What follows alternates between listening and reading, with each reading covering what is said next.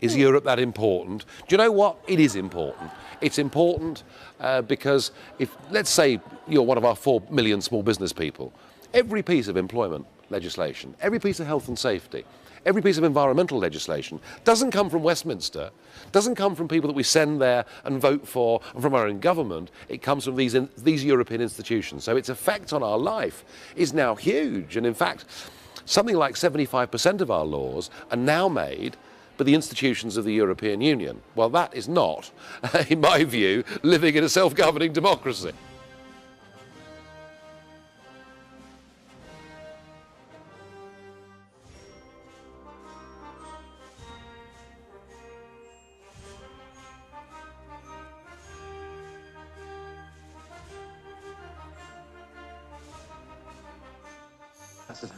Why should you build such a thing? There were those of us who fought against it, but in the end we could not keep up with the expense involved in the arms race, the space race, and the peace race. Dr. Strangelove, do we have anything like that in the works? A moment, please, Mr. President. Thanks for joining us. I'd like to start with the 4-month consultation that has been launched by the European Commission. The stated aim is to find out what problems people face in the EU. You've said the feedback you get will go directly into forming policy in the next few years. Europe is our common house, and it cannot be built only by politicians who then, when they have finished the building, say, oh, please, citizens, would you like to move in? We have to build that together with the citizens. And I think that one of the problems of the past was exactly that we never asked citizens what they think about Europe, about their common house, about their living together with other people, the 500 million. And it is high time that we change this.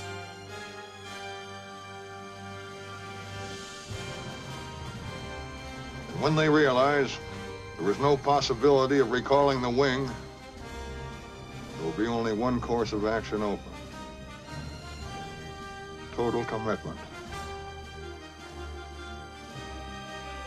I can no longer sit back and allow communist infiltration, communist indoctrination, communist subversion, and the international communist conspiracy to sap and impurify all of our precious bodily fluids.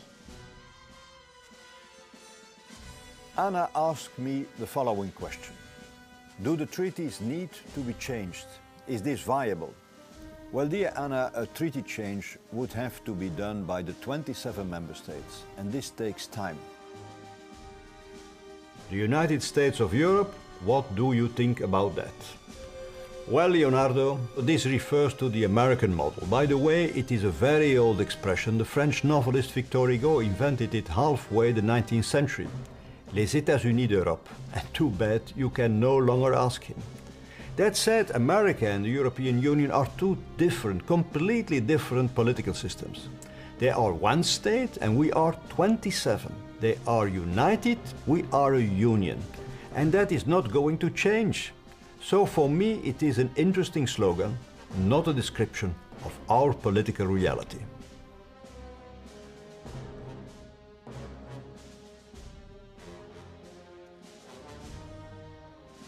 But when you see the situation across Europe, the rise of extremist parties, parties like Golden Dawn in Greece, doesn't it worry you that the fact is that there isn't enough democracy? People don't feel that Europe is accountable anymore, and that's why they're turning to these parties.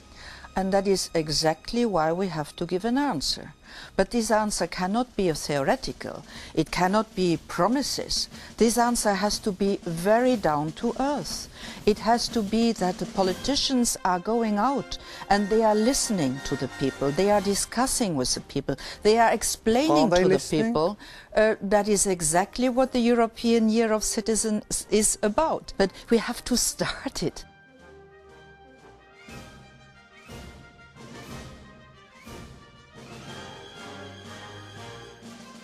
Mr. President, we must not allow a mine shaft gap.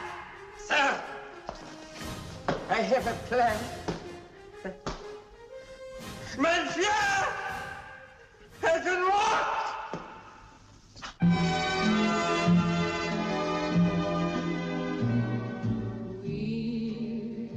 But what you will have at tomorrow's summit, yet again, is the curious case of Mr Cameron. Because on the one hand, he's a big ally. He resists having a referendum. He publicly states again and again that he wants Britain to remain a member of the European Union. And surprisingly, he has supported every one of your moves towards a fiscal union and a banking union. And Mr Verhofstadt, indeed, called Cameron the greatest federalist outside the Eurozone. And yet, on the other hand, he can't go along with any of this because politically the financial transaction tax, the banking union are quite impossible in Britain. But every time there is a summit and the Eurozone moves that little bit further forward, it leaves Britain and it leaves Cameron even more marginalised. In fact, it is barely worth him turning up tomorrow. The great debate in Britain has always been that the single market has been the victory of our membership of the Union and that we have great influence over that single market. Well, increasingly, we are going to be excluded from the key decisions that affect that single market, and given the hostility, and I am sorry to disappoint my Conservative friends here, but there is hostility now towards Britain in this place. They blame their economic problems on our City of London. Frankly, the argument that the single market benefits Britain and that we have any influence over it is now disappearing, and very shortly, I think, you will be glad to see the back of us. Do you accept actually that many members of the European Union do want reforms, and that in many ways the dispute is that you don't want new treaties and you don't want Britain setting out what those treaties should be?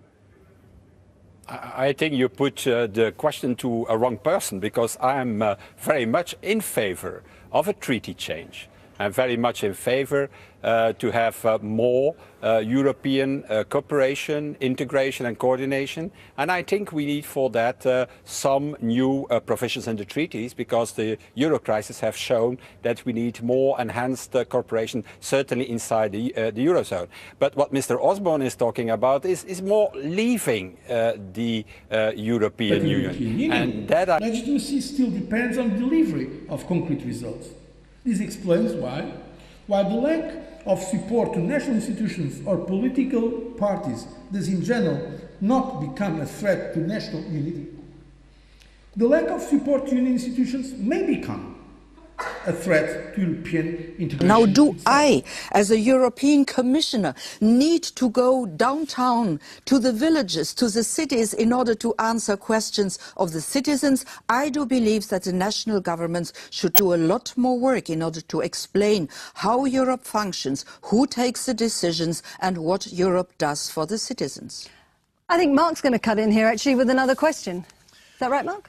Yes, I've got another question for you here, and this was received yesterday on Twitter by a user going by the pseudonym V23ID. She asks, what do you make of Osborne's Europe's Reform speech? And just to put that in a little bit of context, that's the British Chancellor, George Osborne, who said that there's a simple choice for Europe, reform or decline. Mrs. Redding, do you agree with that assessment? Well, I agree with the assessment that if you do not advance, you go back. That means you have always to reform, and that is what we are doing. Day per day, per day, per day, we try to reform. We try to find answers to problems, so that in politics is a normal thing. The European Union has always stood up in the fight against violence and discrimination, and will continue to do so. We strive for a society where respect and solidarity are key objectives. And speaking more broadly, non-discrimination is a fundamental right. Ensuring equal treatment and equal opportunities for all citizens is our goal. The European Institute for Gender Equality has been set up to support the EU's efforts. We are a union of values, and this makes our union so special. If the country votes to leave the European Union in the upcoming referendum, what purpose will UKIP have? Ah, that's day one of a new beginning, isn't it? I mean, actually, the voting to leave the European Union is the beginning of the opportunity to revive Britain, make it a modern country, make it fit to be part of the global economy, not just the European economy.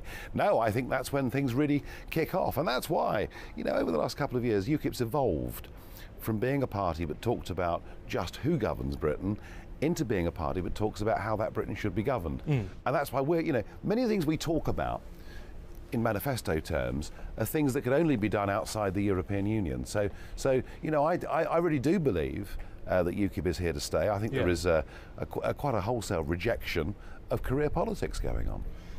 So that would be a huge positive. And if the country votes to remain in the European Union... Well, there's no chance of that.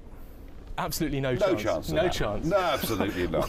Well, I mean, look, who knows? But it's very difficult to predict what will happen. If that did happen, would you continue to campaign against the will of the majority of the public? Oh, there is no way that even if that referendum were in some weird circumstance to be lost, you know, no free people ever willingly give up the right to govern themselves. And the idea that a referendum would stop us wanting to be democratic and independent is just ridiculous.